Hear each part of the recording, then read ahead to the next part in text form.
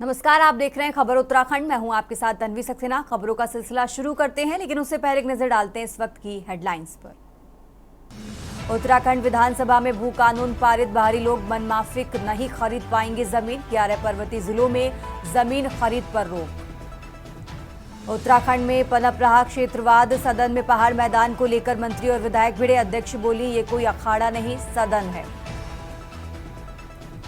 उत्तराखंड की धरती पर एक बार फिर भूकंप के झटके से डोली।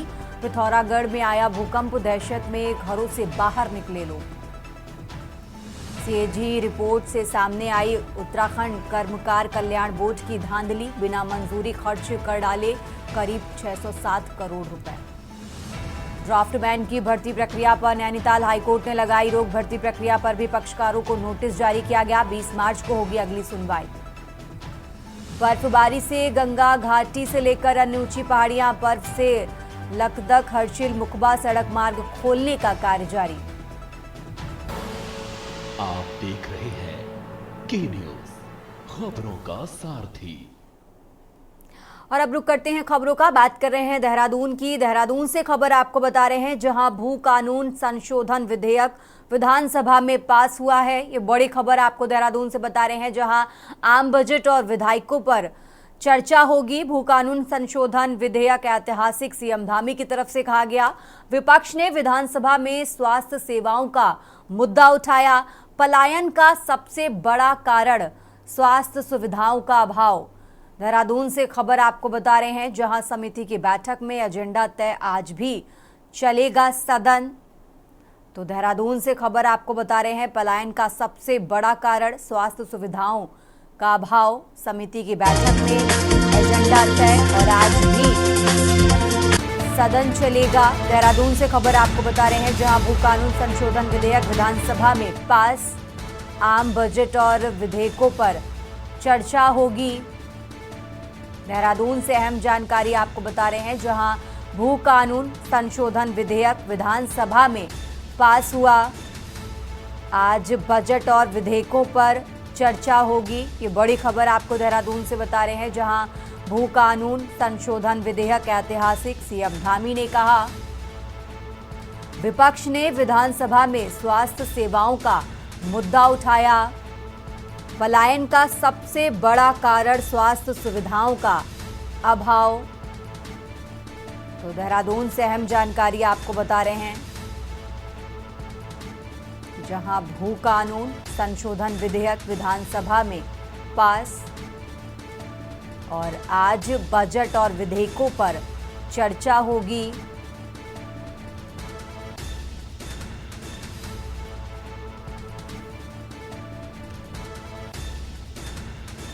आज बजट और विधेयकों पर चर्चा होगी। देहरादून से खबर आपको बता रहे हैं।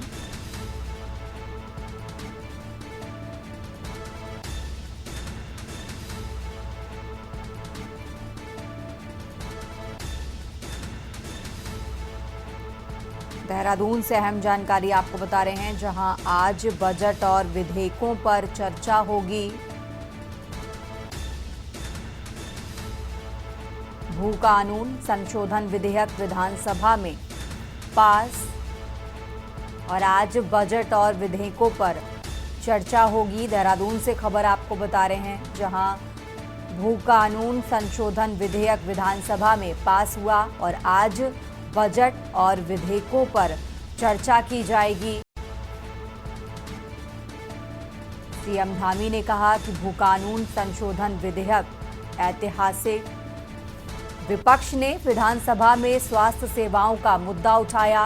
देहरादून से खबर आपको बता रहे हैं, जहां पलायन का सबसे बड़ा कारण स्वास्थ्य सुविधाओं का अभाव।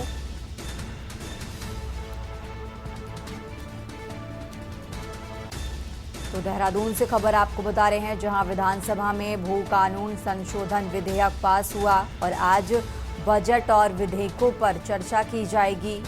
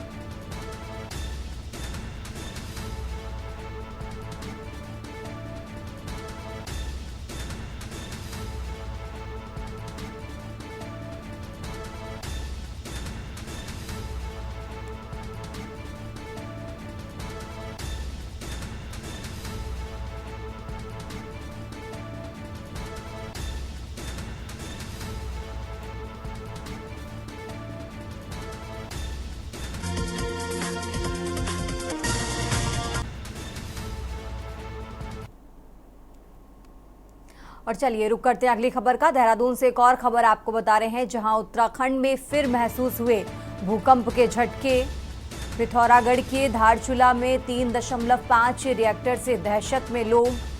नेपाल के छापरी में भूकंप का केंद्र बताया जा रहा। देहरादून से खबर आपको बता रहे हैं, जहां भूकंप का केंद्र नेपाल के छापरी में बताया जा रहा। आपदा प्रबंधन के अनुसार कोई नुकसान की सूचना नहीं है। आपको बता दें, शुक्रवार शाम करीब 7:16 पर भूकंप के झटके महसूस किए गए। उत्तराखंड में लगातार भूकंप के झटकों ने चिंता बढ़ाई। तो देहरादून से अहम जानकारी आपको बता रहे हैं, जहां उत्तराखंड में एक बार फिर भूकंप के झटके महसूस किए गए। पिथौरागढ़ के धारचूला में 3.5 रिएक्टर के भूकंप से इसकी तीव्रता बताई जा रही है और इसी के चलते लोग दहशत में। उत्तराखंड में लगातार आ रहे भूकंप के झटकों ने बढ़ाई चिंता। नेपाल के छापरी में भूकंप का केंद्र बताया जा रहा। आपदा प्रबंधन के अनुसार कोई नुकसान की सूचना नहीं। देहरादून से खबर आपको बता रहे हैं।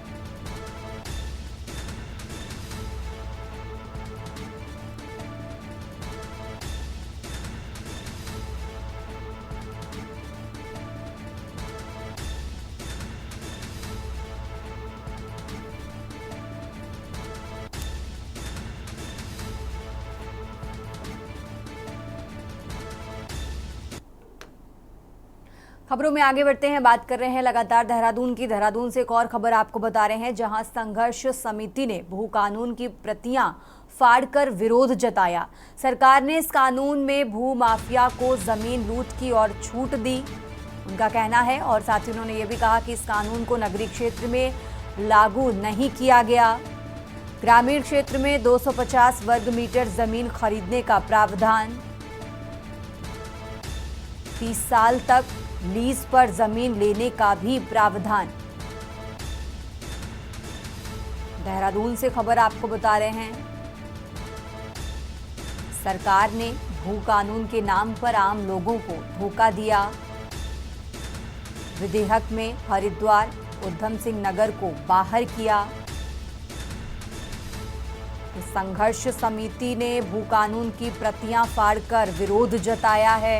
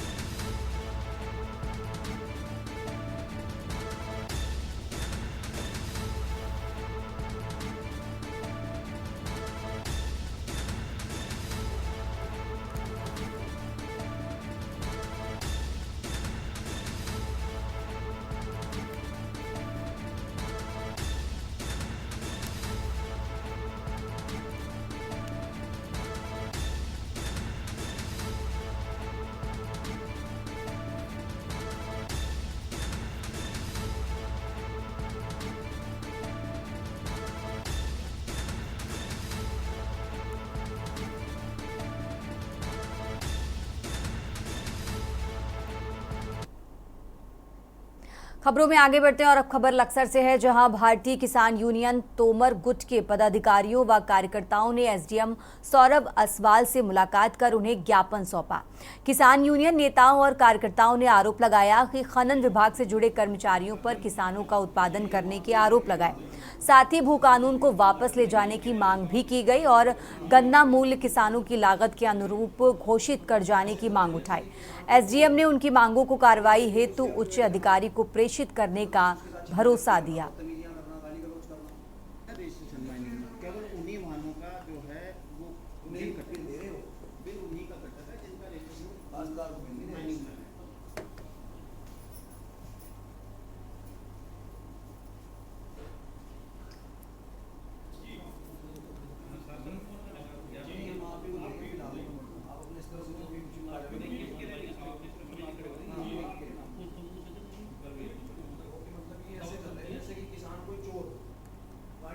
उसके एक्टिविटी लगाना, जबरदस्ती उसके साथ छीना झपटी करना, बदतमीजियां करना, गाली गलौज करना, केवल उन्हीं वाहनों का जो है वो उन्हें कटके ले।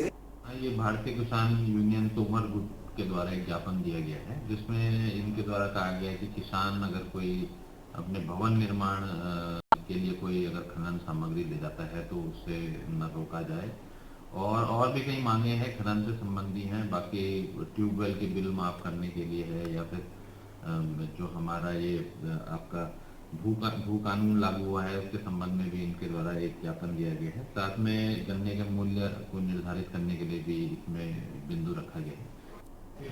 ऐसा एक तो हमारा मेन जो मुद्दा था, ये जो खनन कर्मी है यहाँ पर, ये किसानों को परेशान कर रहे हैं। एक तो इसे लेकर हमने एसडीएम साहब को ज्ञापन दिया है, भाई जब यहाँ के आपदा में बाढ़ से पीड़ित किसान रहेगा तो यहाँ के किसान को अगर रेत, बजरी, सीमेंट नहीं मिलने का और वो नहीं ला सकते तो उसके लिए हमने ज्ञापन दिया। अगर ये कुछ अपने स्तर से काम कर देना ठीक है, नहीं तो भारतीय किसान यूनियन तोमर अपने स्तर से एक बड़ा इनके खिलाफ विरोध प्रदर्शन करेगा।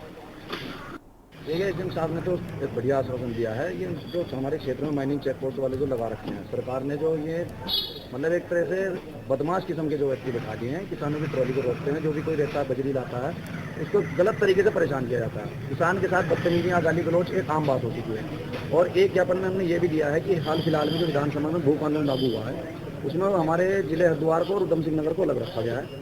ये हमारे साथ सौतेला व्यवहार है, जिसको हम बिल्कुल नाकाबिले तारीफ समझते हैं और इसके खिलाफ बड़ा आंदोलन करने की भी तैयारी में लग गए हैं।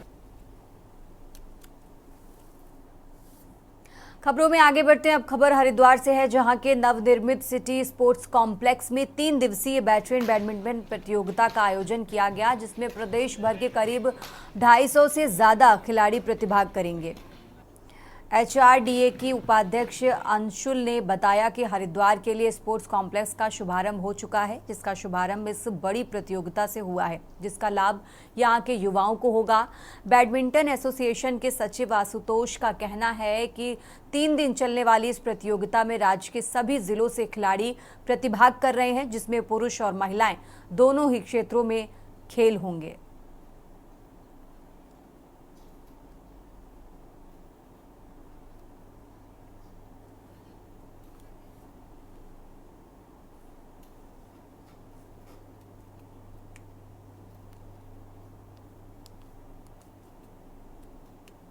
तो I would like to thank जो हमारे बैडमिंटन एसोसिएशन के पूरी टीम है, जो अध्यक्ष साहब हैं, उपाध्यक्ष साहब हैं, सेक्रेटरी हैं, ट्रेजरर हैं। उन्होंने काफ़ी दिन से इस चीज़ में लगे हुए थे कि यहाँ स्टेट टूर्नामेंट कराएंगे, और ये जो फैसिलिटी है तो इसका निखार भी उसी से भरता है कि एक बहुत ही बड़ा टूर्नामेंट हम करा रहे हैं। आई थिंक जो उत्तराखंड में नेशनल गेम्स के बाद ये सबसे बड़ा टूर्नामेंट जो हो रहा है, एंड सभी ने इसे अप्रिशिएट किया, फैसिलिटी को अप्रिशिएट करा है। रही बात today is about the badminton, तो बैडमिंटन का ये बहुत बड़ा टूर्नामेंट है हमारा। लोग पिथौरागढ़ से, अल्मोड़ा से भी लोग पार्टिसिपेट करने यहाँ आ रहे हैं। फैसिलिटी है और इससे हमारी फैसिलिटी का भी प्रमोशन होगा, तो ये एक बहुत अच्छा स्टेप था। तो मैं आशा करता हूँ आगे भी हम ऐसे बड़े लेवल के टूर्नामेंट्स हम यहाँ करा पाएंगे। Uttarakhand state veterans badminton championship 23वें वर्ष में हम आज इस प्रतियोगिता के माध्यम से प्रवेश कर रहे हैं, और ये 23वीं उत्तराखंड वेटरन बैडमिंटन चैंपियनशिप आज हमने आयोजित की है। इस प्रतियोगिता को कराने के पीछे उद्देश्य उत्तराखंड के युवाओं के साथ साथ उत्तराखंड के उन युवाओं को प्रोत्साहित करना है जिन लोगों को लोग चुका हुआ मान लेते हैं और आयु की दृष्टि से जिन्हें बुजुर्ग कहने लगते हैं। तो आज आपने इस कोर्ट में देखा भी होगा और आप देखेंगे कि 85 और 87 वर्ष तक के लोग खिलाड़ी वो यहाँ खेल रहे हैं। और चलिए रुक करते हैं अगली खबर का। नैनीताल पहुंचे विभिन्न जिला बार एसोसिएशन के अध्यक्षों ने नैनीताल हाईकोर्ट बार एसोसिएशन के अध्यक्ष DS मेहता की अध्यक्षता में बैठक कर केंद्र सरकार द्वारा अधिवक्ता अधिनियम 1961 में किए जा रहे संशोधन बिल 2025 के विरुद्ध अपना रोष प्रकट करते हुए संशोधन बिल को अधिवक्ता हित के दृष्टिगत तत्काल प्रभाव से हटाने की मांग की है।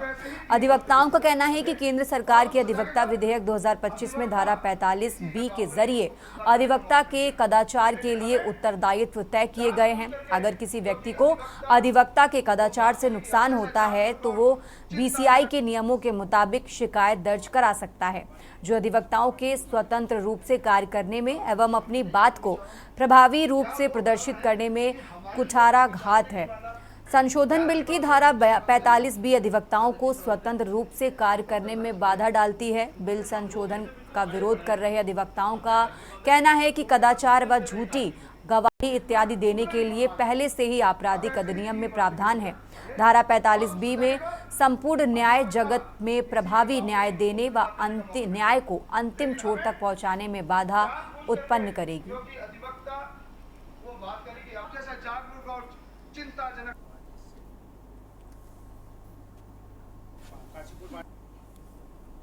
अधिवक्ता अधिनियम 1961 में उसको संशोधित करते हुए 2025 में अधिवक्ता अधिनियम संशोधन बिल एक लाया जा रहा है, जिसकी एक संशोधन के रूप में एक बिल ड्राफ्ट किया है और उसमें 28 फरवरी तक सुझाव की मांग रखी गई है। लेकिन प्रारंभिक रूप से उसके क्लॉज 35A में अधिवक्ताओं के विरोध में एक ऐसा बड़ा क्लॉज दिया है जिसमें कोई अधिवक्ता किसी वादकारी की पैरवी कर रहा है और उसमें निर्णय जज देगा, दंडित करने का प्रावधान अधिवक्ता को किया गया है। अभी नया अधिवक्ता अमेंडमेंट बिल 2025 आया है। जैसे ड्रैकोनियन लॉ उसको बनाया जा रहा है, उसके खिलाफ हमारे ऊधम सिंह नगर नैनीताल के सारे बार संघ, काशीपुर, रुद्रपुर, हल्द्वानी, नैनीताल, खटीमा, सितारगंज, सभी बार एसोसिएशनों के पदाधिकारी आज हाईकोर्ट इस पर्पज से आए हैं। बार काउंसिल में भी अपना ज्ञापन दिया है उन्होंने कि इसमें जो है ये अमेंडमेंट बिल को ठीक किया जाए या इसको जो है न लाया जाए। तो इसके खिलाफ, क्योंकि अधिवक्ताओं के अधिकारों को जो कर्टेल किया जा रहा है, तो इसके खिलाफ जो है सभी अधिवक्ता संघ पूरे प्रदेश के एक लामबंद हैं और इसकी पुरजोर खिलाफत करते हैं कि जो नया अधिवक्ता बिल आया है उसको जो है बंद किया जाए और ऐसी कोई कोशिश न की जाए जिससे अधिवक्ताओं के अधिकारों का हनन हो और एक आम स्वतंत्र रूप से अधिवक्ता अपने व्यवसाय को न कर पाए। रुक करते हैं अगली खबर का। खटीमा में मुख्य चौक पर कांग्रेसी कार्यकर्ताओं ने प्रदेश कार्यकारिणी सदस्य बॉबी राठौर के नेतृत्व में अमेरिका सरकार द्वारा प्रवासी भारतीयों के साथ किए गए अमानवीय और अपमानजनक व्यवहार पर गुस्सा जाहिर करते हुए हाथों में बेड़ियां और पैरों में जंजीर बांधकर मोदी सरकार तथा अमेरिका की ट्रंप सरकार के खिलाफ आक्रोश व्यक्त किया तथा जमकर विरोध प्रदर्शन किया। साथ ही ट्रंप सरकार और मोदी सरकार के खिलाफ जमकर नारेबाजी भी की। खटीमा विधायक तथा उपनेता प्रतिपक्ष भुवन चंद्र कापड़ी का विधानसभा बजट सत्र के तीसरे दिन देहरादून में हाथों में बेड़ियां और पैरों में जंजीर बांधकर अमेरिका सरकार के खिलाफ अनोखा तरीके से विरोध प्रदर्शन देखने को मिला, जहां उन्होंने केंद्र सरकार पर जमकर निशाना भी साधा। इसी क्रम में खटीमा में भी कांग्रेसी कार्यकर्ताओं ने अपने हाथों में बेड़ियां और पैरों में जंजीर बांधकर ट्रंप और मोदी सरकार के खिलाफ जमकर विरोध प्रदर्शन करते हुए नारेबाजी की।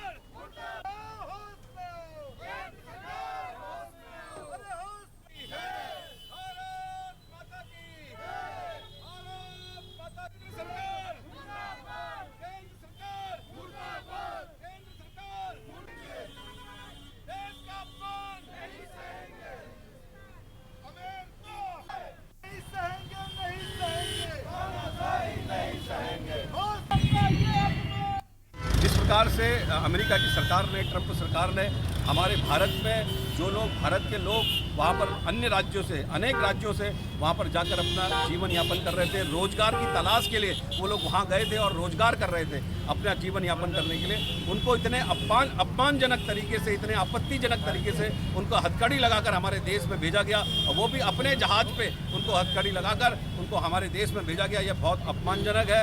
ये गौरवशाली जो हमारा भारत का इतिहास है उसको शर्मसार करने वाली ये घटना है। उसको लेकर आज हमारे कांग्रेस के सभी साथियों ने यहाँ पर ये हथकड़ी लगाकर प्रदर्शन किया है, ट्रंप सरकार के खिलाफ प्रदर्शन किया है और मोदी सरकार के खिलाफ प्रदर्शन किया है। खबर उत्तराखंड में फिलहाल इतना ही। आप देखते रहिए के न्यूज इंडिया।